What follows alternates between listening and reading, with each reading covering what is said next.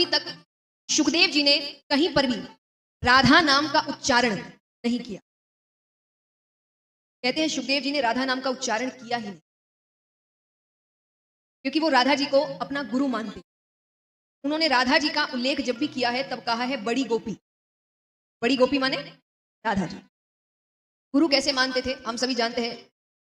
सुखदेव जी सुवे का रूप भी थे, इसलिए हम उनको सामने रखते हैं। सुवा यानी तोता, शुक बालक, शुकदेव नाम है। तो उन्होंने कहीं से राधा नाम सुन रखा था, तो वो राधा राधा का उच्चारण करते थे।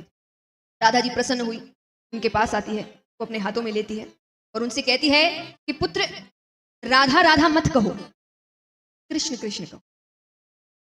मुझे प्रसन्न करना है तो राधा नाम क्या कहो। अब एक बात बताइए, यहां कितने हैं जिन्होंने गुरु बनाए हैं? हाथ उठाना। तो आपको गुरु मंत्र भी मिला होगा, मिला है गुरु मंत्र? आपको पता है ना, गुरु बनाते हैं तो गुरु मंत्र दिया जाता है, उसी का जाप करना पड़ता है आपको। कितने जाप करते हैं रोज? तो गुरु बनाते हैं, वो गुरु मंत्र देते हैं, हम उसका जाप करते हैं, उससे हमें भगवत प्राप्ति होती है, इसीलिए मंत्र दिया जाता है। तो राधा जी ने उनसे कहा, देखिए निवेदन है, पीछे जितने भी भक्त हैं सब थोड़ी शांति बनाकर रखें। और आज मैं आपसे शांति की उम्मीद ज्यादा करूंगी कि आज एक ऐसा प्रसंग है जब मुझे इतनी शांति चाहिए कि किसी भी चीज की आवाज ना हो, तभी मैं आपको वो प्रसंग सुना पाऊंगी, वरना मेरे लिए शायद ही मुमकिन होगा वो प्रसंग।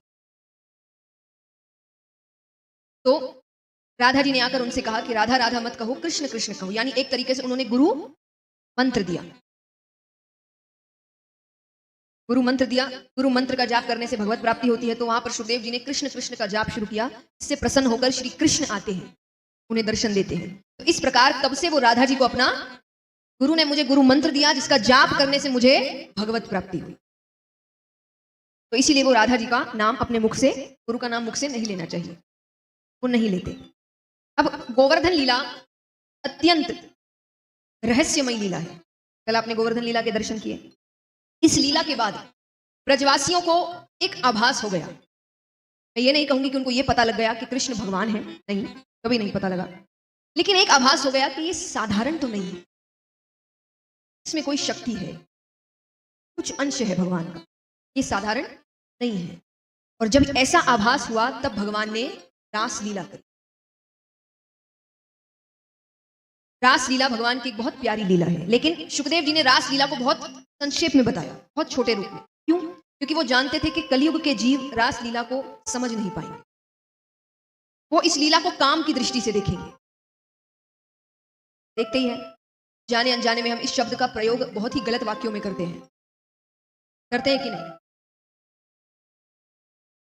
एक बात हमेशा याद रखिएगा, जब तक आप अपने देश की इज्जत नहीं करते, बाहर वाला भी नहीं करता। जब तक आप अपने परिवार की इज्जत नहीं करते, बाहर वाला भी नहीं करता। इसी प्रकार जब तक आप अपने भगवान की इज्जत नहीं करते, बाहर वाले भी नहीं करेंगे। हम खुद खड़े रहते हैं जब इस प्रकार की बातें होती हैं, भगवान की लीलाओं का गलत वाक्यों में प्रयोग किया जाता है, हम भी खड़े होकर हंस रहे हैं। ये अच्छी बात है? आज एक बात बताइए, रास लीला क्या है? सिर्फ लड़के लड़की नाच रहे हैं क्या रास लीला में? वहां बीच में परम पिता परमेश्वर खड़ा है। आप सब इतने दिनों से सब धमाल में नृत्य कर रहे थे, सभी कर रहे थे। विचार करिए किसी दिन आप ऐसे नृत्य करें और बीच में भगवान आकर खड़े हो जाए, कैसा लगेगा? काम की दृष्टि से देखोगे कि देखो एक लड़का आ गया, खड़े हो गया बीच इतनी औरतों के बीच, ऐसा कहोगे? वहां क्यों कहते थे? वहां भी तो भगवान है और आसपास सारे भक्त हैं। और जितनी भक्ति गोपियों ने की है, जितना प्रेम भगवान से गोपियों ने किया है, उतना तो शायद ही किसी ने किया। हमें तो उससे प्रेरणा लेनी है। तो ये कोई साधारण नृत्य नहीं है, ये भक्त और भगवान का मिलन है, ये ब्रह्म और जीव का मिलन है।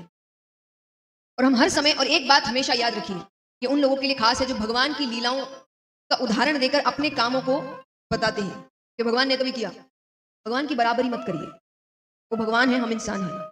उन्होंने जो भी किया उनके पीछे कारण था, और वो भी जग कल्याण का कारण था। हम जो भी करते हैं उसमें खुद का कल्याण का कारण होता। तो भगवान से बराबरी, और अगर बराबरी करनी है तो फिर हर काम में करो, फिर सिर्फ अपने मन मुताबिक काम मत चुनिए। फिर बराबरी करनी है तो उसने गोवर्धन पर्वत उठाया था, आप छोटा सा पहाड़ उठाकर दिखा दो। शेष नाग पर सोते हैं वो, 7 फन के नाग पर नृत्य किया था उन्होंने, आप एक फन के सामने खड़े तो रहकर दिखा दो। और अगर ये सब नहीं कर सकते तो बाकी सब चीजों की भी बराबरी मत करो। भगवान पर उंगली उठाने से पहले चीजों को जानिए। मैं कई बार लोगों को देखती हूँ, ये सिर्फ इंटरनेट थ्रू आप जोक्स वगैरह पढ़ते हैं और आकर कह देते हैं कृष्ण ने ये किया, वो किया, ये किया, राम ने ऐसा किया, वैसा किया। और जो ये बातें कह रहे हैं उनसे सिर्फ एक प्रश्न पूछ लो कि आप इतने कॉन्फिडेंस के साथ बोल रहे हैं उसने ये किया, वो किया, तो आपने क्या रामायण पढ़ी है? श्रीमद् भागवत पढ़ा है? नहीं। कहां से देखा? इंटरनेट। यही बताता है कि हमारी बुद्धि किस तरफ जा रही है। जब आपको पता ही नहीं है कि असलियत क्या है, परिस्थितियां क्या थी, सच क्या था, आपने उसके बारे में पढ़ा नहीं, जाना नहीं, समझा नहीं और बस उंगली उठा दी। जिज्ञासु होना अच्छी बात है। जिज्ञासु होने का मतलब होता है मैंने ऐसा सुना तो क्या ये सच है, अगर सच है तो ऐसा क्यों हुआ, ये है जिज्ञासा। और ये कह देना कि ऐसा हुआ, तो तुमको कैसे पता हुआ, तुमने पढ़ा क्या? तो ये अंतर होता है एक समझदार में और एक मूर्ख में। एक समझदार व्यक्ति तब तक नहीं बोलता जब तक वो उसके बारे में सब कुछ नहीं जानता। कहते हैं ना अदगल गगरी छलकत जाए, तो ऐसी चीज है। जब तक आपको पूरा ज्ञान ना हो आप उन पे अपनी टिप्पणियां मत दीजिए। पढ़िए, अच्छी बात है कि आपको जानने की इच्छा हो रही है, लेकिन वो इच्छा लगनी चाहिए, वो इल्जाम नहीं लगना चाहिए। तो रास लीला भी एक ऐसी ही लीला है जिसको समझना इतना आसान नहीं है, लेकिन भगवान की बहुत प्यारी लीला है, क्योंकि इस लीला में भगवान भक्तों से मिल रहे हैं, एक साथ अपनी खुशियां मना रहे हैं। नृत्य क्या है? आप कब नाचते हैं? कहते हैं खुशी का सबसे ऊंचा शिखर होता है जब व्यक्ति नाचने लग जाए। जब वो इतना खुश है कि वो खुशी में नाचने लग जाए, झूमने लग जाए, वो खुशी का शिखर होता है। वो अत्यंत खुश है आज। यानी गोपियां इतनी खुश रहती थी भगवान के साथ, और सिर्फ गोपियां, ग्वाल बाल सब एक साथ रास करते थे, सब इतने खुश होते थे भगवान के साथ। तो हमें भी यही करना है।